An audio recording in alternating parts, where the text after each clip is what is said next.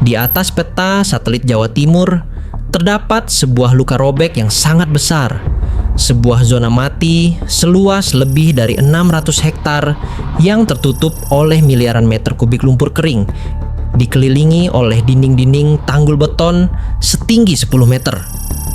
2 dekade lalu, tempat ini adalah wilayah yang hidup, hamparan persawahan yang subur, kompleks pabrik yang aktif, serta pemukiman padat dari puluhan desa di Kecamatan Porong Sidoarjo. Lebih dari 24.000 jiwa terpaksa mengungsi, meninggalkan seluruh sejarah hidup mereka terkubur di bawah aliran material vulkanik bawah tanah yang keluar secara konstan. Hingga hari ini, saat perhatian dunia telah lama berpaling, lubang pusat semburan itu tidak pernah benar-benar tertutup. Ia masih mendidih, membuang jutaan liter lumpur panas ke permukaan setiap minggunya. Bagaimana sebuah titik pengeboran kecil bisa memicu letusan gunung lumpur, buatan yang mengubah geografi sebuah wilayah selamanya? Dan mengapa bencana ini disebut tak akan pernah berakhir?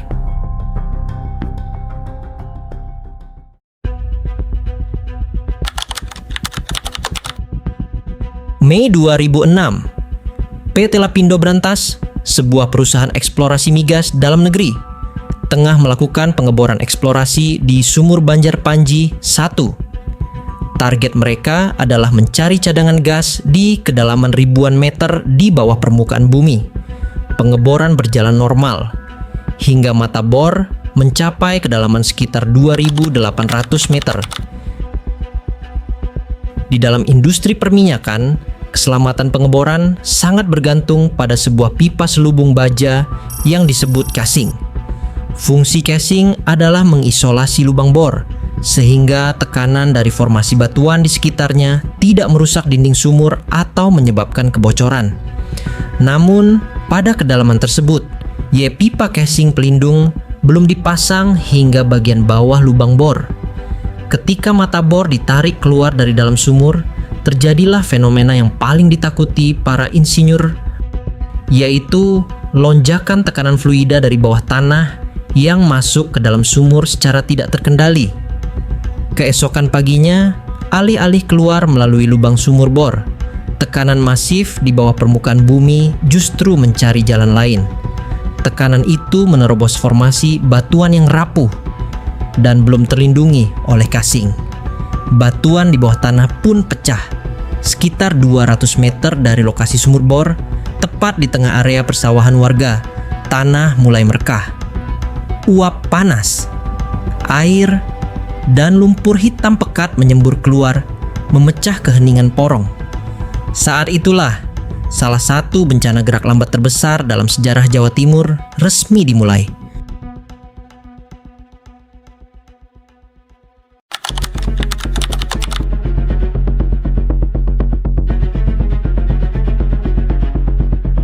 Selama bertahun-tahun pasca kejadian, komunitas sains internasional dan lembaga hukum nasional terlibat dalam perdebatan sengit mengenai apa yang sebenarnya memicu semburan raksasa ini.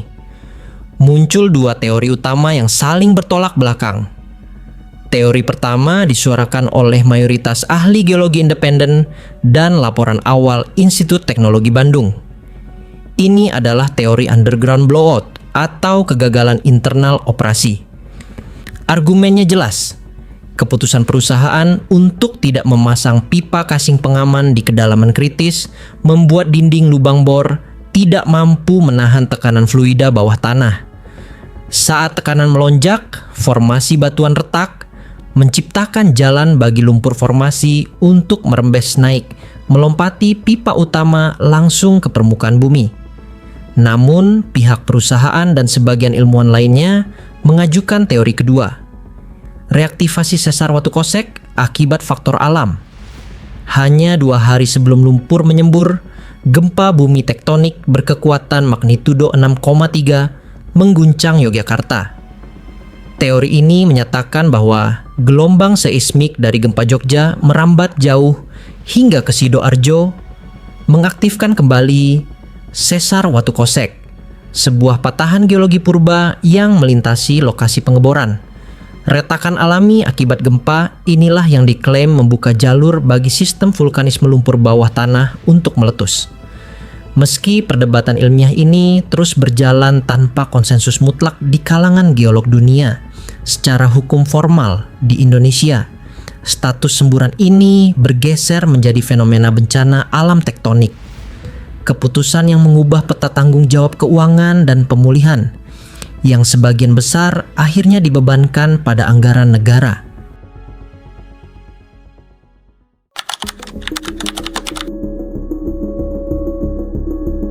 Terlepas dari apa pemicunya, mekanika yang menjaga semburan ini tetap aktif selama puluhan tahun adalah sebuah keajaiban geologi yang mengerikan. Di kedalaman 3 km di bawah Porong, terdapat formasi batuan kalibeng yang terdiri dari tanah liat purba. Lapisan tanah ini terjebak di bawah tekanan cairan yang sangat ekstrim, overpressure. Ketika jalur ke permukaan terbuka, ruangan bertekanan raksasa ini mulai menguras isinya ke atas, seperti balon yang ditusuk jarum. Debit semburan di tahun-tahun pertama sangat mengerikan, mencapai hingga 180.000 meter kubik per hari. Untuk menghentikan kehancuran total jalur transportasi utama Jawa Timur, pemerintah melalui Pusat Pengendalian Lumpur Sidoarjo (PPLS) terpaksa membangun benteng pertahanan buatan, jaringan tanggul melingkar sepanjang 11 km. Strateginya bukan untuk menyumbat semburan karena tekanan bawah tanah terlalu besar, melainkan menampungnya di dalam kolam retensi raksasa. Dari kolam-kolam penampungan ini, lumpur secara konstan diencerkan dengan air dan dipompa keluar menuju Kali Porong agar hanyut ke laut, mencegah kolam penampungan tersebut meluap dan menjebol pemukiman di luar tanggul. Namun, strategi penahanan dengan tanggul ini sekarang sedang menghadapi batas akhir batas fisiknya. Kita tidak bisa terus-menerus meninggikan dinding beton di atas tanah yang tidak stabil. Tantangan terbesar yang dihadapi para insinyur PPLS saat ini adalah fenomena subsidence atau penurunan muka tanah yang sangat ekstrim. Karena miliaran meter kubik material di kedalaman bumi dikuras habis ke permukaan selama 2 dekade. Lapisan bumi di bawah Sidoarjo kehilangan fondasi penyangganya.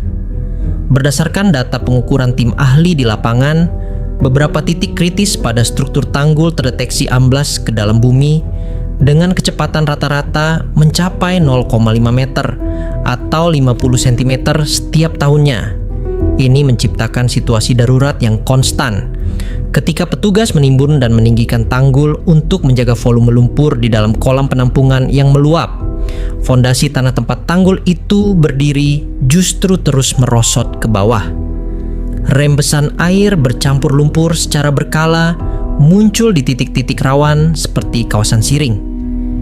Jika tanggul ini gagal menahan tekanan atau mengalami pergeseran struktur secara mendadak, luberan material cair tersebut mengancam akan melumpuhkan jalur transportasi logistik nasional dan membahayakan keselamatan warga yang tinggal tepat di bawah kaki tanggul.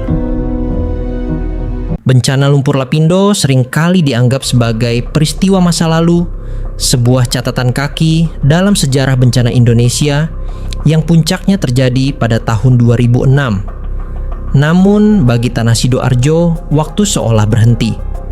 Di balik dinding-dinding beton tinggi yang dilewati ribuan kendaraan setiap harinya, sebuah monster geologi masih bernapas, menguras isi perut bumi, dan secara perlahan menarik daratan di sekitarnya ke bawah.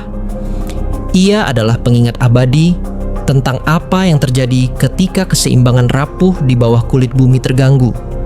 Kita mungkin bisa membangun tanggul yang lebih tinggi dan memasang pompa yang lebih kuat untuk membeli waktu. Namun, selama rekahan di kedalaman bumi itu menolak untuk menutup, perang melawan lumpur panas ini adalah pertempuran gerak lambat yang tidak akan pernah benar-benar selesai.